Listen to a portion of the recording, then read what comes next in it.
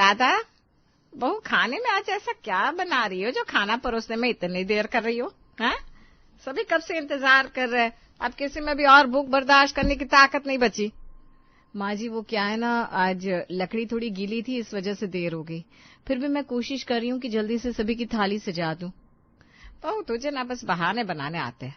अगर लकड़ी गीली थी तो उपले इस्तेमाल कर लेती, लेकिन नहीं, तुझमें इतनी सी भी समझ नहीं है। राधा कुछ नहीं कहती, बस चुपचाप सबको थाली परोसने में लग जाती है। कमला, मैंने तुमसे एक बात बतानी थी। वो क्या है ना, हमारे पड़ोस के शर्मा जी ने हमारे राजीव के लिए एक लड़की बताई है। लड़की पढ़ी लिखी है और नौकरी भी करती है। अगर तुम हाँ कहो तो बात आगे बढ़ाऊं। अरे इसमें पूछने वाली क्या बात है? अगर हमारी छोटी बहू पढ़ी लिखी और नौकरी वाली होगी तो अच्छी बात है ना। रिश्तेदारी में हमारी इज्जत भी बढ़ेगी, साथ ही साथ वो राजीव के साथ कदम से कदम मिलाकर चलेगी। आप ऐसा करिए कि शर्मा जी से बोलकर बात आगे बढ़वाइए। हाँ माँ, मैंने तो उन्हें शर्मा अंकल के घर पर देखा भी है। बहुत समझदार है वो। ऑफिस और घर का दोनों का काम आसानी से मैनेज कर लेगी। तभी राधा भी बोल पड़ती है, वाह माँ जी, पढ़ी लिखी देवरानी आएगी तो बच्चों की पढ़ाई में भी मदद हो जाएगी। अरे बस बस, ज्यादा ख्याली पुलाव मत पका। खुद से तो अपने बच्चे संभाले नहीं जाते और चलिए पढ़ाई करवाने। अरे इतना ही शौक है तो खुद क्यों नहीं पढ़ाती तूने? जब देखो घर के कामों में सर खपाती रहती है, पता नहीं कितना काम करती है, फिर भी सब कुछ तो देर से ही होता है। देखो कमला, अब जमाना बदल गया है।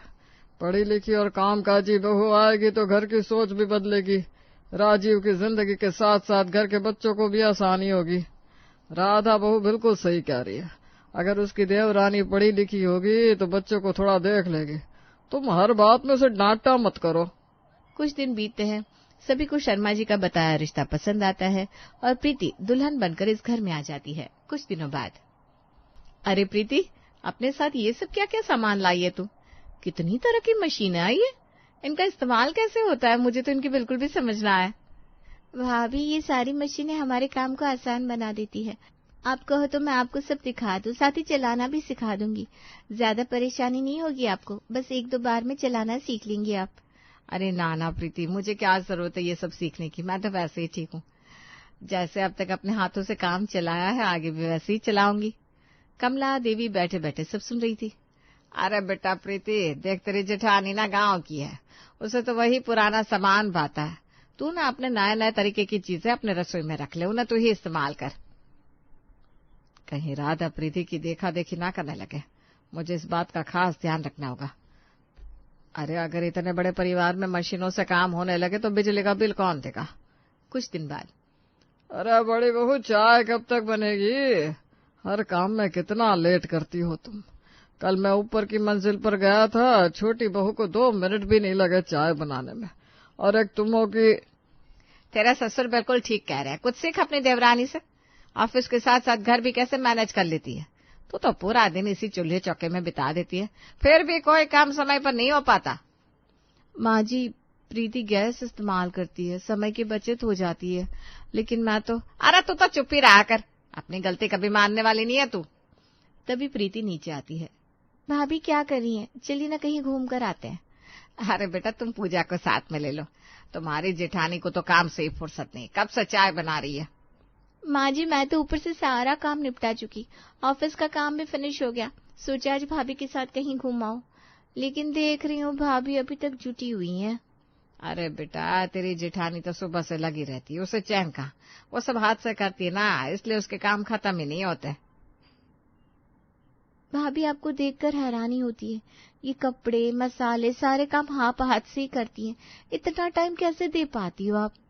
क्या करूं प्रीति, शुरू से यही आदत है ना, हाथ से ही करने में मुझे सुकून मिलता है। माना मशीन से सब जल्दी हो जाता है, पर खर्चा भी तो बढ़ जाता है ना। भाभी, आपने कभी खुद पर ध्यान दिया है? इस बचत के चक्कर में आप ना खुद पर ध्यान देती है, ना बच्चों पर, ना अपनी गृहस्थी पर। भाभी, पैसों के साथ साथ वक्त भी तो कीमती होता है ना।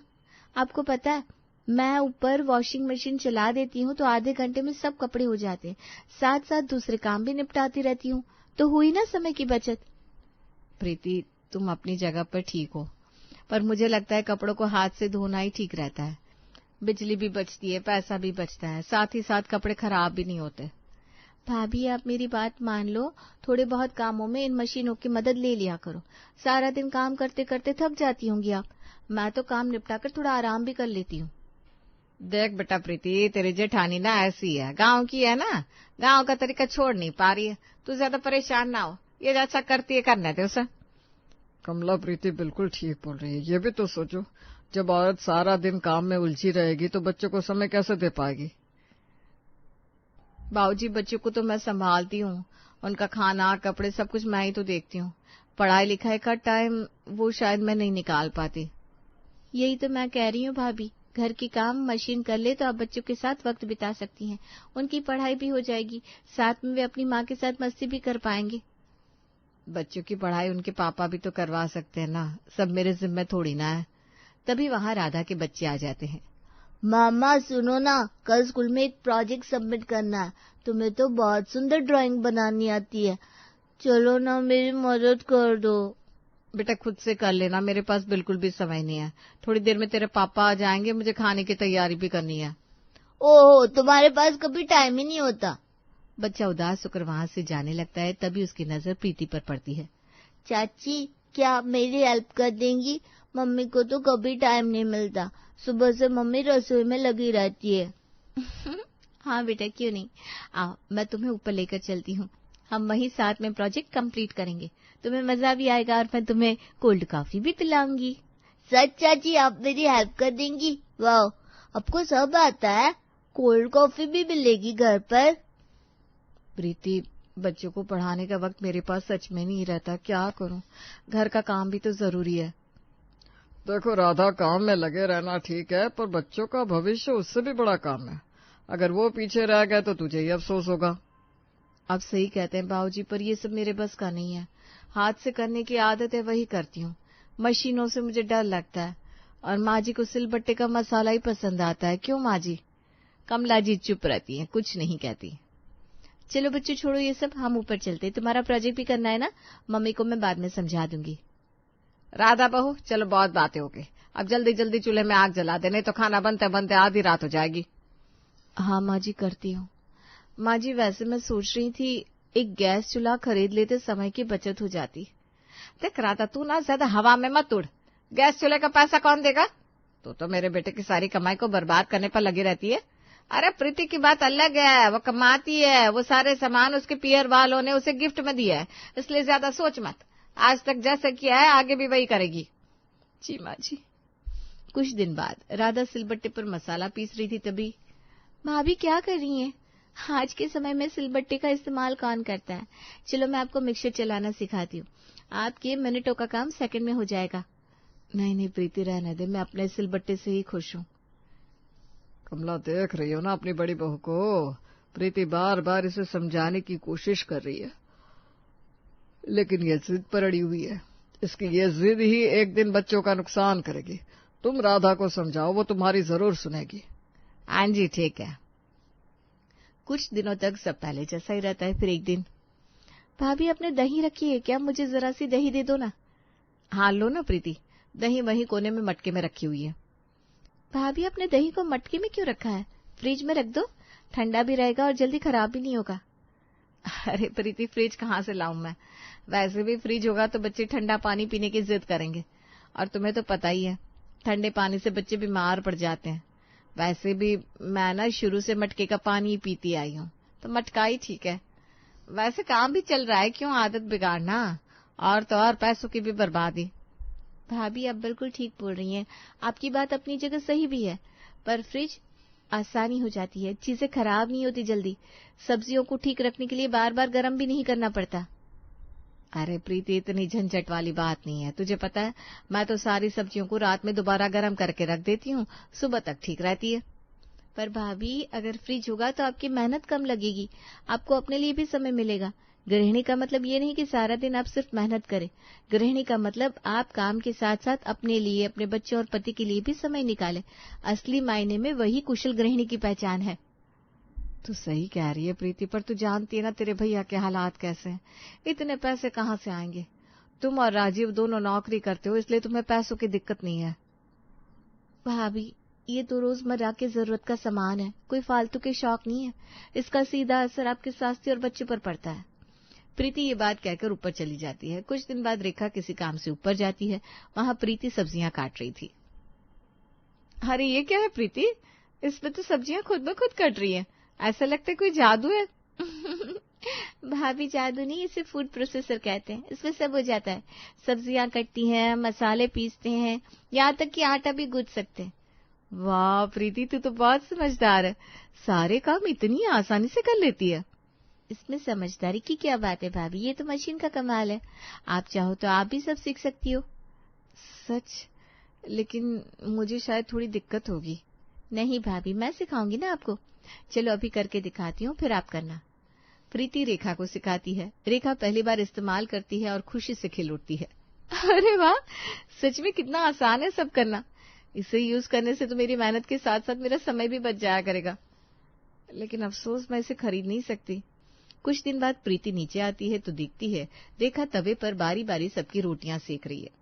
भाभी, आप सारी रोटियां एक साथ बनाकर क्यों नहीं रख दी थी? ऐसे बारी बारी क्यों बनाती है? अरे प्रीति, अगर पहले से बनाकर रख दूंगी तो रोटियां ठंडी हो जाएगी। घर में सबको गर्मा गर्म रोटियां पसंद है, इसलिए जब जो खाता है तब उसके लिए रोटी बना देती हूँ। भाभी, कैसरोल में रखो ना, उसमें रोटियां गर्म ही रहती है। रुको, मैं ऊपर से लाती हूँ। प्रीति ऊपर से लाकर देती है और रेखा उसमें रोटियां रखकर देखती है। अरे ये तो सच में गर्म ही रही, मेरा टाइम भी बचा और सबको गर्मा गर्म रोटियां भी मिल गई। रेखा जब भी प्रीति की हाईटेक चीजों को देखती, उसका मन भी उन्हें इस्तेमाल करने का होता, लेकिन वो चाहकर भी कुछ नहीं कर सकती थी। एक दिन प्रीति देखती है रेखा हाथ से बर्तन मांज रही है और हाथों की त्वचा भी फटी हुई है। भाभी, आपके हाथ तो पूरे खुरदुरे हो गए, और ये क्या, बर्तन धोने के लिए राख का इस्तेमाल कर रही है? आपको पता ही आपकी स्किन के लिए कितनी खतरनाक है। आप ये सब क्यों करती हैं? डिश वॉशर क्यों नहीं लगवाती? डिश वॉशर क्या होता है? भाभी, वो एक तरह की मशीन है, उसमें बर्तन लगा दो, पानी और साबुन डालो और सब अपने आप साफ हो जाता है। सच में ऐसा होता है? प्रीति की बातों को सुनकर रेखा को हैरानी होती है। कुछ दिन बाद, भाभी कहाँ है आप? देखिए, मैं आपके लिए गिफ्ट लेकर आई हूँ। ये देखिए, उस दिन मैंने बताया था ना डिश वॉशर के बारे में। देखो, आज मैं आपके लिए डिश वॉशर लेकर आई हूँ। अब आपको हाथ लगाने की जरूरत नहीं पड़ेगी, आपके हाथ भी मुलायम हो जाएंगे। प्रीति, तो इतना क्यों कर रही है? क्यों परेशान हो रही है मेरे लिए? तूने तो जैसे ठान ली है कि मेरी पूरी रसोई बदल कर रख देगी। भाभी, एक बात बताएंगी? आपको मम्मी ने कभी टोका नहीं कि चूल्हे के धुएं से आपकी आंखें खराब हो जाएंगी? क्यों आप अब तक उसी चूल्हे पर रोटियां सेकती है, जबकि अब तो सबके घरों में गैस चूल्हे हैं? ऐसी बात नहीं है प्रीति, मुझे बस चूल्हे पर ही रोटियां बनानी आती है, इसलिए माँ जी ने कभी कुछ नहीं बोला। आप चाहेंगी तो सब सीख लेंगी। आप गैस बुकिंग करने का सोचिए अब से। कौन कराएगा? किसके पास टाइम है? मुझे तो कुछ आता भी नहीं। ठीक है, आप मत सोचिए, मैं आपके लिए गैस की बुकिंग करवाती हूँ। अब से आप गैस पर खाना बनाएंगी। कुछ ही दिनों में सिलेंडर का कनेक्शन आ जाता है। प्रीति रेखा को गैस चलाना सिखाती है और रेखा खुशी से चकित हो जाती है। तभी कमला देवी सब देख लेती है। प्रीति, ये क्या कर रही है तू? उसे जैसे काम करना आता है वैसे करने देना, क्यों उसकी आदतें बदल रही है? मम्मी जी, ये रोज की जरूरत है, बच्चे बड़े हो रहे हैं, भाभी को उनके साथ बैठने का समय ही नहीं मिलता, भैया के लिए भी समय नहीं निकाल पाती। मैंने आज तक भाभी को कभी भी भैया के साथ घूमते जाते नहीं देखा। कैसे जाएंगी? चूल्हे चौके से फुर्सत मिलेगी तब ना। अरे तू इसकी आदतें बदलने पर क्यों तुली हुई है? रोटियों को कैसरोल में रखना सिखा दिया, गर्मा गर्म बनाकर खिलाती थी, लेकिन अब तो। मम्मी जी, जरा सोचिए ना, भाभी बार बार अलग से रोटियां बनाती है, सबको देती है, फिर इंतजार करती है, फिर नहीं बनाती है। उनका पूरा दिन बस रसोई में निकल जाता है। उनके लिए भी तो जिंदगी में और कुछ है, बच्चों के साथ समय बिताना, परिवार के साथ बैठना, हंसना बोलना, ये सब भी तो जरूरी है ना। रेखा चुपचाप खड़ी रहती है। उसकी आंखों में चमक है, जैसे पहली बार किसी ने उसके लिए आवाज उठाई हो।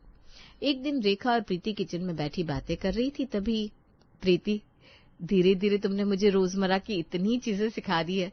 पहले तो मुझे लगता था ये सब मेरे बस की बात नहीं है, पर अब समझ में आ रहा है इन चीजों से काम भी जल्दी निपटता है और समय भी बचता है।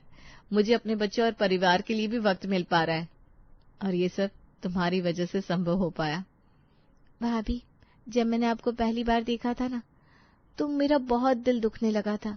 सुबह 4 बजे उठकर रात 11 बजे तक बस रसोई और काम में लगे रहती थी आप। अपना वक्त तो आपके पास था ही नहीं। हाँ प्रीति, गांव में जब मैं पली बढ़ी वहां तो यही सिखाया गया था। माँ भी इसी तरह काम करती थी, तो मैंने भी सोचा यही सही तरीका है।